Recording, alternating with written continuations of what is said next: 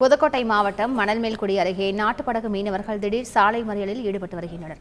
இது தொடர்பான கூடுதல் தகவல்களை செய்தியாளர் கணேஷ் பாபுவிடம் கேட்கலாம். கணேஷ் பாபு, வணக்கம். இதற்காக இந்த சாலை மறியல் போராட்டம், முழு விவரங்கள் என்ன கணேஷ்குமார்? புதுக்கோட்டை மாவட்டம் மணமேல்குடி அருகே பொன்னகரம் மீனவ கிராம பகுதியில் சுமார் 300க்கும் மேற்பட்ட நாட்டுப்படகுகள் உள்ளது. அதில் 800க்கும் மேற்பட்டவர்கள் தினசரி கடலுக்கு மீன்பிடி செய்து வந்திருந்தனர். இந்த நிலையில் நேற்று இரவு கோட்டைப்பண்ண விசைப்படகு ஒன்று நாட்டுப்படகு மீனவர்கள் பகுதியில் மீன் பிடிப்பதாகவும், அதுவும் அறிவலை கொண்டு மீன் பிடிப்பதாகவும் மீன்வளத்துறை அதிகாரிகளுக்கு தகவல் கொடுத்திருக்காங்க.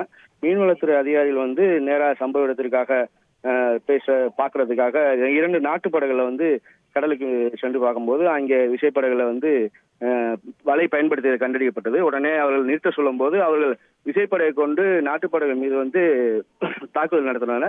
தாக்குதலில் நாட்டுப்படகுகள் சென்ற ஆய்வாளர் கனகராஜ் என்பவர் நிலை தடுமாறி உள்ளே விழுந்தார். அவர் சுமார் 20 நிமிடம் போராட்டத்திற்கு பிறகு சக மீனவர்கள் காப்பாற்றி மணமேல்குடி மருத்துவமனையில் சிகிச்சைக்காக அனுமதிக்கப்பட்டிருந்தனர். இந்த நிலையில் இந்த மாதிரி ஒரு சம்பவத்தை கண்டித்து பொன்னகர கிராம மக்களும் அந்தனியாபுரம் மக்களும் சேர்ந்து கிழக்கு கடற்கரையில் சாலை மறியலில் ஈடுபட்டு தாக்குதல் நடத்தியவர்களை மீது நடவடிக்கை எடுக்க வேண்டும், மீனவர் வாழ்வாதாரத்தை உறுதி செய்ய வேண்டும் உள்ளிட்ட பல்வேறு கோரிக்கைகளை வலியுறுத்தி சாலை மறியலில் ஈடுபட்டு வருகின்றனர்.